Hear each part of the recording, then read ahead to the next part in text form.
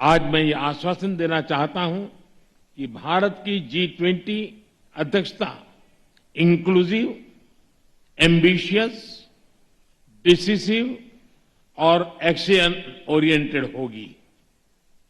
वैश्विक विकास महिलाओं की भागीदारी के बिना संभव नहीं है। हमें अपने G20 एजेंडा में वुमेन लेड डेवलपमेंट पर प्राथमिकता बनाए रखनी होगी। नमस्कार, आप देख रहे हैं संसद टीवी। आपके साथ मैं हूं प्रांजलि सिंह।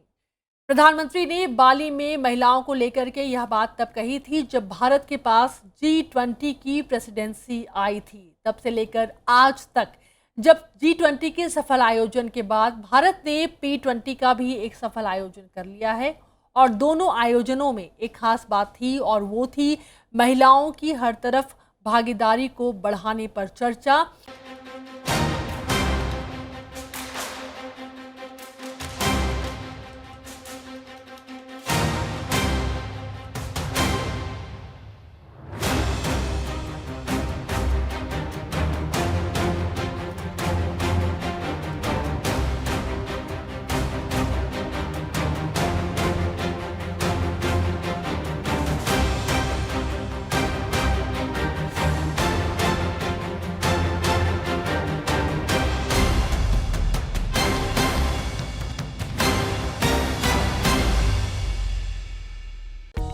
भारत ने P20 शिखर सम्मेलन सफलतापूर्वक संपन्न कर लिया और अब भारत ने G20 और P20 के जिन मुद्दों पर संसद के परिप्रेक्ष्य में बात की है, उन मुद्दों पर काम करने की बारी है। P20 शिखर सम्मेलन में खास तौर से 4 मुद्दों पर बात हुई। डिजिटल प्लेटफॉर्म के माध्यम से लोगों के जीवन में परिवर्तन, महिलाओं के नेतृत्व में विकास, सतत विकास लक्ष्यों को तेज करना और सतत ऊर्जा संक्रमण। P20 सम्मेलन में महिलाओं को लेकर कई देशों ने अपनी राय रखी, जिनमें से कुछ देशों ने महिलाओं की भूमिका पर भारत को जोड़ते हुए बात की और खास तौर से हाल ही में भारत की संसद से पास हुए महिला आरक्षण पर भी बात हुई।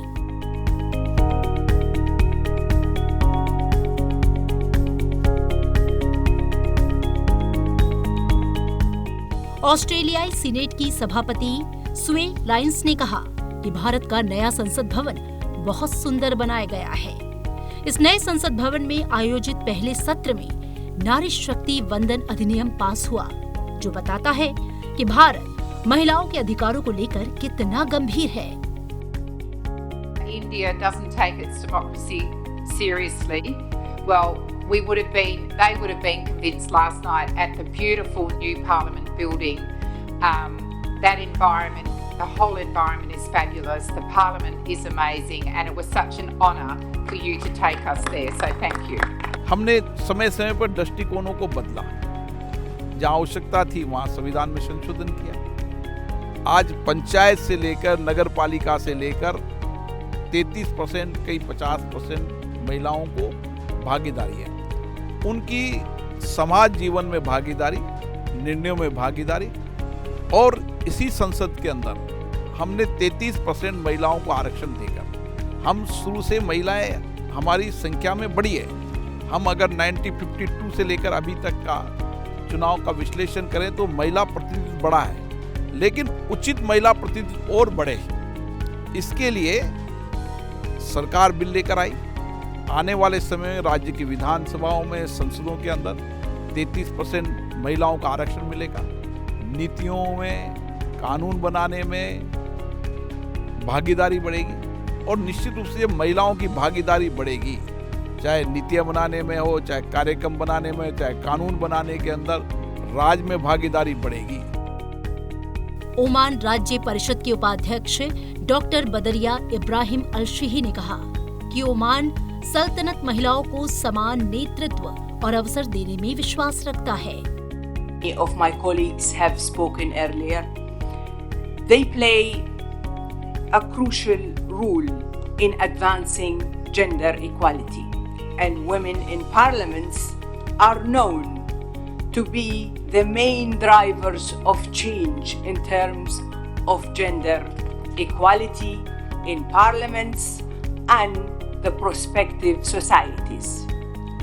Sultanate of Oman believes in offering equal leadership opportunities to women, both in government as well as private employment, as stated by the basic statute of the Sultanate. We therefore highlight the need to adopt gender mainstreaming tools to seize the opportunity and eliminate discriminatory laws of women equal participation and contribution. Bangladesh संसद की अध्यक्ष शिरीन शर्मीन चौधरी ने कहा कि दुनिया के विकास में महिलाओं की महत्वपूर्ण भूमिका है। महिलाएं किसी क्षेत्र में पीछे नहीं हैं, उनका उचित प्रतिनिधित्व समय की मांग है। In the general paradigm of not only empowering women but also creating an enabling environment where women can be key players, active agents in the process of development that they want to bring about positive changes in their lives, and also to ensure that they have a determining voice in the decision-making process that impact their lives and livelihood, and thereby bring about betterment in the community and society. Women are important and active agents of economic and social transformation. They are not mere recipients of charity.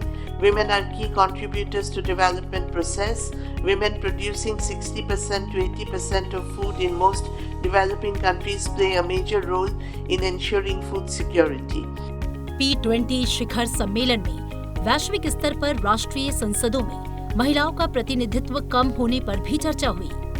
Inter parliamentary union यानी कि IPU, जिसका भारत भी एक सदस्य है, उसके आंकड़ों के मुताबिक विश्व भर में महिलाएं लोकसभा के कुल सदस्यों के 14.44% का प्रतिनिधित्व करती हैं।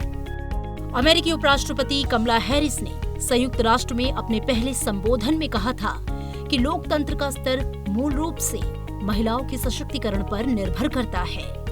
निर्णय लेने की प्रक्रिया से महिलाओं को बाहर रखना इस तरफ इशारा करता है कि लोकतंत्र में एक खामी है। महिलाओं की भागीदारी लोकतंत्र को मजबूत बनाती है। We know that the strength of our democracies and the strength of every nation on earth depends on the strength of all people. As half of the world's population, women drive major economic growth and major contributions to society. They are scientists who cure disease and the military members who defend our nations. They are entrepreneurs who create jobs and the educators who shape the next generation. And of course, women are government leaders. 1975 के बाद से दुनिया के सभी क्षेत्रों में लैंगिक समानता की दिशा में सुधार और प्रगति देखी गई। कुछ देशों में सुधार की दर काफी तेज रही, जैसे अफ्रीका, लैटिन अमेरिका और कैरेबियन, जिनमें 1990 के दशक के बाद से हालात काफी बदले हैं। जब हम वुमेन एम्पावरमेंट की बात शुरू करती है, एकदम मैं एम्पावर नहीं होती हूँ, मगर ये धीरे धीरे जो प्रगति हो रही है, तो कहीं ना कहीं अभी भी मैं आपको बताऊं, केवल इंडिया की बात नहीं, बाहर के भी कई देशों में आपको ये देखने मिलेगा कि जरूरी नहीं है कि बहुत सारी महिलाएं एक्टिव हैं। महिलाओं ने पॉलिटिक्स में हिस्सा लेना या महिलाओं ने देश के लिए सोचना, महिलाओं ने सोसाइटी के लिए सोचना, धीरे थोड़ा थोड़ा तो सोसाइटी के लिए सोचती है, महिला सोशल काम में आती है, मगर वो भी आप कहो तो बहुत परसेंटेज कम है। आज महिला ऐसे तो किसी भी क्षेत्र में पीछे नहीं है, लेकिन राजनीति आज भी एक ऐसा मंच है जहां महिलाओं की भागीदारी जितनी होनी चाहिए उतनी नहीं है। अगर हम भारत की ही बात करें तो 17वीं लोकसभा में पहली बार संसद के दोनों सदनों में सबसे ज्यादा महिलाएं चुनकर आई हैं। आइए अब हम आपको बताते हैं कि विश्व में महिलाओं की भागीदारी कहां पर कितनी है। 11.3% देशों में महिला राष्ट्राध्यक्ष हैं। 9.8% देशों में महिला शासनाध्यक्ष हैं। यूरोप में महिलाओं का नेतृत्व सबसे अधिक है। सबसे अधिक महिला कैबिनेट मंत्री यूरोप और अमेरिका में हैं। महिलाओं का प्रतिनिधित्व सबसे कम मध्य और दक्षिण एशिया में 10.1% और प्रशांत द्वीप समूह में 8.1% है। पहले तो महिलाओं को पॉलिटिक्स में लाना बहुत बड़ी बात है ये, क्योंकि एकदम वो व्यू पॉइंट आना भी थोड़ा कठिन तो होता है। मगर हमने नीचे के लेवल पे उस समय आरक्षण दिया था, पंचायत लेवल पे, और महिला सरपंच, महिला पंच यहाँ से शुरुआत करी, फिर कॉर्पोरेटर, महिला कॉर्पोरेशन में, उसमें हमने नगर निगम, नगर पालिका, उसमें 33% आरक्षण दिया। अब मेरा उसमें क्या है कि देखो, एकदम आरक्षण दिया तो महिला समझने लगी, ऐसा तो नहीं होता है। आईपीयू की वार्षिक महिला संसद रिपोर्ट जारी होती है, जिसमें ये बताया गया है कि कुछ सालों में संसद में महिला अध्यक्षों की संख्या में बढ़ोतरी हुई है। जैसे 2021 में महिला अध्यक्षों की संख्या 20.9% की तुलना में बढ़कर 22.7% हो गई। राजनीति में महिलाओं के आईपीयू यूएन महिला मानचित्र के 2023 संस्करण के मुताबिक दुनिया भर में पहले से कहीं अधिक महिलाएं राजनीतिक निर्णय लेने वाले पदों पर हैं। लेकिन लैंगिक समानता अभी भी बहुत दूर है। Parliament is not so much of the representation in policy making process, but how to make sure that the vision of women-led development that becomes in reality concretely, because it's not about women empowerment per se. It's about how women can be the locomotive, can be in the middle, can be at the back, supporting the development itself. So the role of Parliament, not only with the numbers, 33%, 30% on our side, it's about how their voices are heard in the policy making process. So that is very important. 1 जनवरी 2023 तक कार्यकारी पदों और राष्ट्रीय संसदों में महिलाओं की नवीनतम ranking और एक क्षेत्रीय वितरण से पता चलता है कि सरकार और संसद दोनों में राजनीतिक नेतृत्व की भूमिकाओं में महिलाओं की संख्या में कुल मिलाकर वृद्धि हुई है, लेकिन कुछ क्षेत्र अभी भी काफी पीछे हैं। शुरू में क्या होता था कि गांव में महिलाएं मिलनी कहाँ, एक तो थोड़ी समझदार महिला, थोड़ी पढ़ी लिखी, या जो थोड़ी बाहर निकल के काम करे, ऐसे मिलना भी मुश्किल था। मैं मेरा अनुभव बताती हूँ। जब मैं गांव में जाती थी एज ए मेंबर पार्लियामेंट, तो मैं पूछती थी, भाई आपके यहाँ की सरपंच कौन है, महिला है तो कौन है? तो बोले वो तो घरे बैठी है, घरे है, घूंघट में है। तो मैं बोलती थी, भाई घूंघट लेके चिकन काम है, मैं भी तो महिला हूँ, और वो यहाँ आए घूंघट लेकर के आए, मगर वो समझे तो सही कि गांव में क्या हो रहा है, क्या नहीं हो रहा है, डेवलपमेंट कैसी हो रही, कैसे होना चाहिए। तो ये हम प्रयास करते थे। अब आप देखोगे इतने साल बाद धीरे धीरे गांव में हमारे यहाँ आते हैं, पेपर में आप भी पढ़ती होगी कि पढ़ी लिखी महिलाएं सरपंच बन रही है। आईपीयू राष्ट्रीय संसदों का वैश्विक संगठन है। इसकी स्थापना 130 साल से भी पहले दुनिया के पहले बहुपक्षीय राजनीतिक संगठन के रूप में की गई, जो सभी देशों के बीच सहयोग और संवाद को प्रोत्साहित करता है। आज आईपीयू में 178 राष्ट्रीय सदस्य संसद और 14 क्षेत्रीय संसदीय निकाय शामिल हैं। ये लोकतंत्र को बढ़ावा देता है और संसदों को मजबूत, युवा, लिंग संतुलित करने में मदद करता है। ये दुनिया भर के सांसदों से बनी एक समर्पित समिति के माध्यम से सांसदों के मानवाधिकारों की रक्षा भी करता है। पार्लियामेंट्री यूनियन में जब हम जाते हैं, कुछ मेंबर्स भी साथ में जाते हैं, हमारी एक पार्लियामेंट्री कमेटी करके, समिति करके जाती है, तो वो मेंबर्स भी वहाँ जो चर्चा करते हैं समझ जाते हैं, और इसलिए हर समय हम अलग अलग मेंबर्स को ले जाते हैं कि इस बार ये 5-6 मेंबर आ गए, अगली बार अलग 5-6 आ गए, तो वो भी वहाँ समझते हैं। इंटरैक्शन होती है, दूसरे देशों से इंटरैक्शन होती है, ये बहुत बड़ी बात है। And we can know what is going on there, what new thing we can do. क्या नई कौन सी चीज, नए कौन से प्रोग्राम, नई कौन सी पद्धति दूसरे देशों में अवलंबित की जा रही है, वो हम हमारे देश में ला सकते हैं क्या? महिलाओं की भागीदारी के बिना वैश्विक विकास संभव नहीं है। इस बात का समर्थन करने के लिए हमारे पास पर्याप्त सबूत भी हैं। आज इंटरनेट और मोबाइल की बढ़ती पहुंच के साथ भारत में महिला सबसे अधिक रोजगार के साथ सामने आ रही है। अपने तमाम आइडिया के साथ में वो रोजगार के अवसर को पैदा भी कर रही है, जिसका फायदा बाकी महिलाओं को भी मिल रहा है। MSME और कृषि व्यवसायों के साथ अन्य देशों की तुलना में भारत में कहीं अधिक महिला स्वामित्व वाले उद्यम हैं, जहां केवल महिला ही लीड कर रही हैं। मैकिन्सी की एक रिपोर्ट के मुताबिक भारत अपनी GDP में 18% तक का इजाफा कर सकता है, बशर्ते वो देश में महिला कार्यबल की भागीदारी में सुधार करे। निजी और सरकारी क्षेत्रों में रोजगार के अलावा महिलाएं अब अपने बल पर अलग अलग बिजनेस आइडिया को लेकर खुद को सक्षम बना रही हैं, जिसमें सरकार का उनको पूरा साथ मिल रहा है। क्या आप जानते हैं कि बीते कुछ सालों में सरकार ने कुछ ऐसी योजनाओं को लॉन्च किया है जिससे लैंगिक समानता को कम किया जा सके, जिसका असर कम समय में ज्यादा दिख रहा है। भारत सरकार ने अभी कुछ ऐसी योजनाओं को लॉन्च किया है जिसका लाभ महिलाओं को मिल रहा है, जैसे स्टैंड अप इंडिया, PM मुद्रा योजना, बेटी बचाओ बेटी पढ़ाओ, पोषण अभियान, प्रधानमंत्री जनधन योजना, हर घर शौचालय।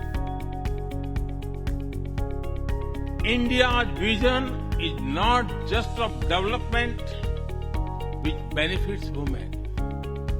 It is of women-led development where women lead the journey of progress.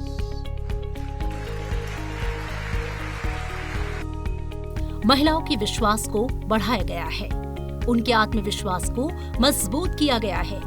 स्वयं सहायता समूहों ने महिलाओं के कौशल को बढ़ावा देने और महिला नेतृत्व वाले उद्यमियों को बढ़ावा देने में मदद की है। प्रधानमंत्री जनधन योजना जैसी वित्तीय योजनाओं ने महिलाओं के नेतृत्व वाले व्यवसायों के सामने आने वाली चुनौतियों को कम किया है। प्रधानमंत्री जनधन योजना के तहत सबसे अधिक बैंक खाते खुले, जिनमें से 56% खाते महिलाओं के थे। भारत के G20 विचार विमर्श के केंद्र में महिलाओं के प्रतिनिधित्व और सशक्तिकरण के साथ P20 में भी भारत में महिला नेतृत्व और विकास को प्राथमिकता देने पर अपना ध्यान केंद्रित रखा। वुमेन 20 आधिकारिक G20 सहभागिता समूह लैंगिक समानता को बढ़ावा देने वाली नीतियों और प्रतिबद्धताओं में लैंगिक विचारों को शामिल करने के लिए हमेशा समर्पित है। G20 पार्लियामेंट्री स्पीकर समिट में संसद महिलाओं के लिए और क्या कर सकती है, इस पर विस्तार से चर्चा हुई। लोकसभा अध्यक्ष ने अपने क्लोजिंग रिमार्क में सम्मेलन के दौरान हुई चर्चा और संसद में महत्व पर अपनी बात रखी। पिछले 2 दिनों के दौरान हुए विचार विमर्श ने G20 के संसदीय आयाम और P20 के संसदीय आयाम के महत्व को स्पष्ट रूप से रेखांकित किया है और ये स्थापित भी किया है कि किस प्रकार हमारी संसदें एक पृथ्वी, एक परिवार, एक भविष्य के लिए सामूहिक लक्ष्यों को प्राप्त करने में हमारी संसदों की बहुत महत्वपूर्ण भूमिका है। इस प्रकार भारत की G20 के बाद P20 की अध्यक्षता में हुई चर्चा सहयोग बढ़ाने और महिलाओं के आर्थिक सशक्तिकरण को और गति देने में महत्वपूर्ण भूमिका निभाने जा रही है। उम्मीद है देश भर की संसद अपने अपने देशों में महिलाओं को मुख्य धारा में लाने, उनके आर्थिक विकास को बढ़ावा देने में जो भी फैसला लेंगे वो आने वाले समय में गेम चेंजर साबित होगा। आज के लिए इतना ही। आप देखते रहे संसद टीवी।